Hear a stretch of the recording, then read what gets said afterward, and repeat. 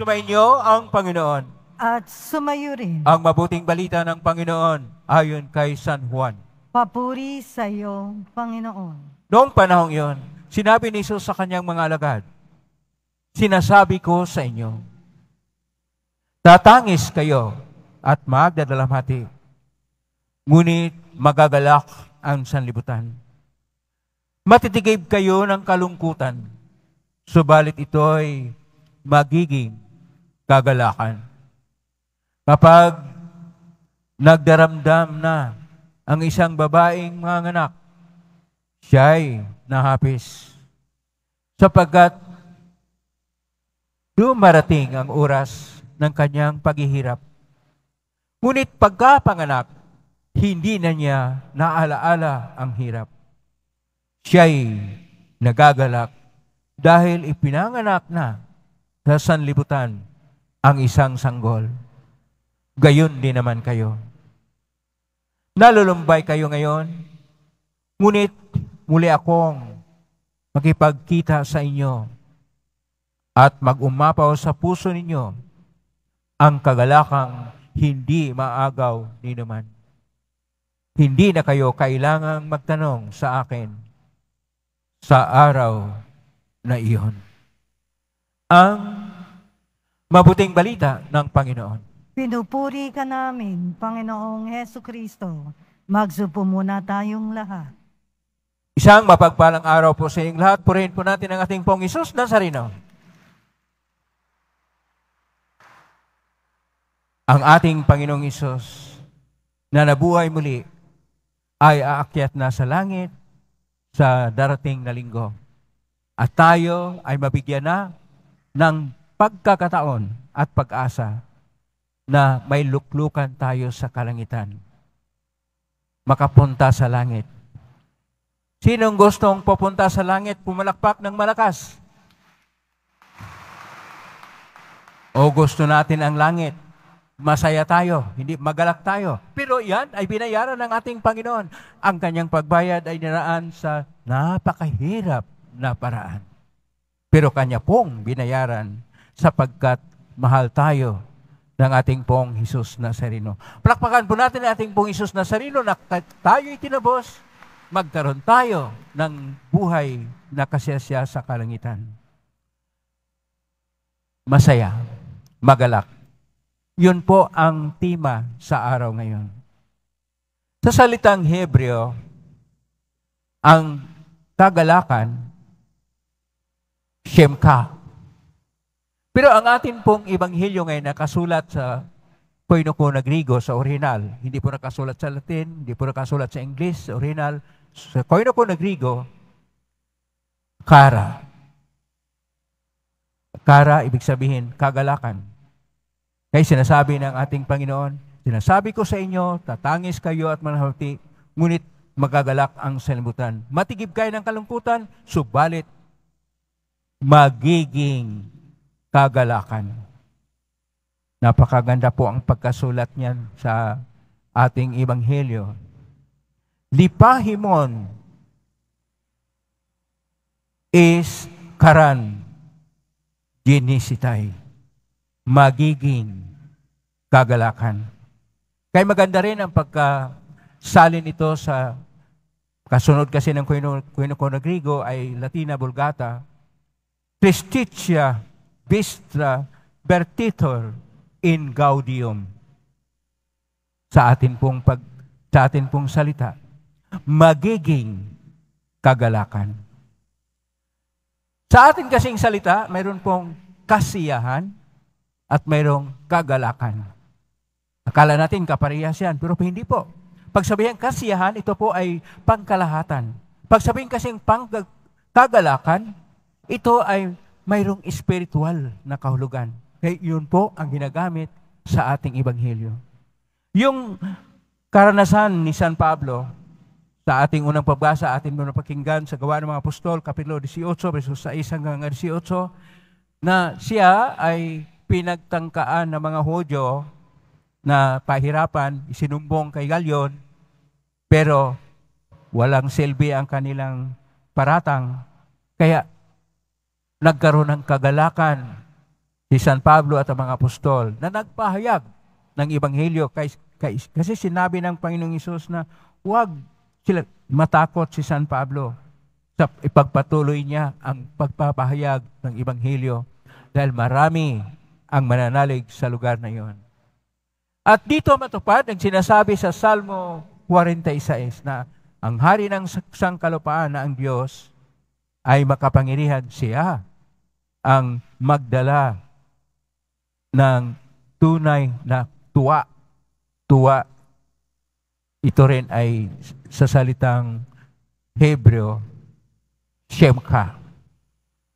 At ito yung pinakatima natin. Pero ano ba ang kagalakan sa buhay natin? Kuminsan, pupunta kayo sa palengke. Makita nyo lang ang presyo ng mga bilihin. Malungkot na. Kuminsan, pagkadating ng sweldo, ganito lang kalaki, may mga minus pa. Medyo malungkot. O dili kaya, pahirap ng pahirap ang buhay. Kaya, mayroong kalungkutan. Pero, alam nyo ba, na sa kabila ng lahat ng mga dinaranas natin, ng mga kalungkutan, masaya pa rin tayo. At kung ang kasiyahan natin ay sa ibang antas na espiritual, ito ay kagalakan. Doon sa Biblia, ang salitang kagalakan ay 130 times.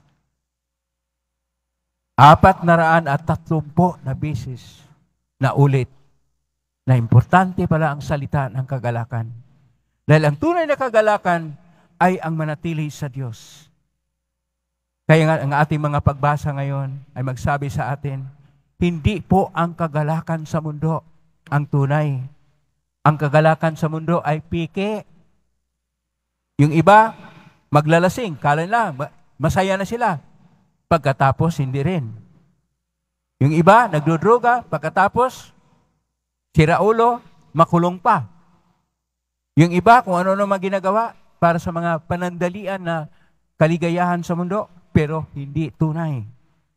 Kaya kapag tingnan po natin ang ating mga pagbasa ngayon, ito yung nagtuturo sa atin, una sa lahat, na ang kagalakan ay mahalaga. Sapagkat ayon pa sa sulat ng Pablo sa Galatia, Kapitulo 5, verso 32, isa sa mga bunga na mahalaga pagkatapos ng pag-ibig na bunga na dala ng Espiritu Santo ay ang kagalakan. Pero, hindi po ito mabigay sa mundo. Ang maibigay sa mundo ay temporaryo lang na kasiyahan. Panandalian lang. Walang forever na kasiyahan. Yung mga Hudyo, na mga lider, kala nila, masaya na sila dahil kanilang pinapatay ang Panginoong Hesus na sino. Hindi, nabuhay muli ang Panginoon. Kaya, hindi forever ang kanilang mga kagalakan. Ang mga taong nag-iisip ng kasamaan sa kanilang kapwa, hindi yan forever ang kanilang kagalakan. Dahil panandalian lang. Ang tunay na magbigay ng kagalakan ay walang iba kundi ang ating Poong Hesus Nazareno. Siya ay magbigay ng permanente na kagalakan. Tunay na kagalakan. Tunay na magkaroon ng pagkalubos, puspusan na kagalakan kapag tayo'y naugnay sa ating Poong Hesus Nazareno. Kaya ngayong panahon ng Pasko, ng pagkabuhay muli ng Panginoon, tunay nga na hindi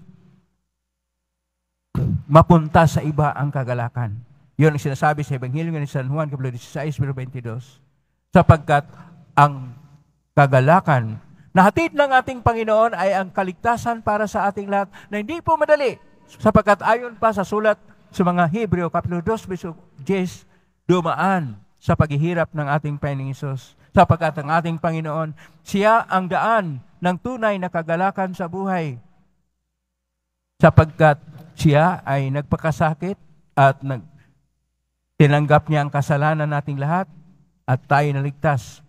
Parang sulat ni San Pablo sa Corinto, Kapitulo 5, verso 21. At dahil dito, ang ating daan tungo sa kagalakan na walang hanggan ay sa pamagitan ng ating Panginoon. Pero dadaan ito sa kalungkutan. Kalungkutan sapagkat makikita rin natin na bayubay sa krus, na ipako sa krus, namatay sa krus ang ating Panginoon. Kung minsan sa buhay natin, meron rin tayong krus, di ba? Pero dapat tanggapin natin ang krus ng buhay, tanggapin natin ang mga pagsubok sa buhay. Ano man ang kalalim, ang pinagdaanan, kabigat, ang pinagdaanan sa buhay natin, ito rin ay siyang magbigay sa atin ng pagtamasa sa tunay na kagalakan na ating matamo kapag ka naresolba, kapag ka naigpawa natin ang lahat ng mga pagsubok sa buhay at nagkaroon tayo ng kagalakan. Salamat sa ating Panginoong Diyos. Kaya po, ang Panginoong Diyos ay siyang tunay na magbigay sa atin ng kagalakan. Si Santa Teresita de Avila o Santa Teresa de Jesus de Avila, sinasabi niya, banggitin ko muna sa original na pagkasulat ni Santa Teresa de Avila. Nada ti torbi, nada ti spanti, todo es pasa. Dios no se muda, la paciencia todo la alcanza.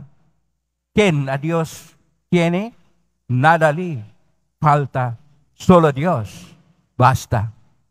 Isalin ko sa ating salita. Maganda po yung Espanyol ni Santa Teresa de Avila. Sabi niya, huwag kayong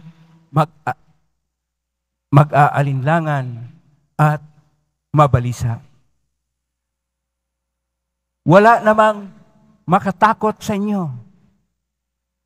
Lahat ay lumilipas lang. Kung nasa Diyos tayo, lahat ay pwede.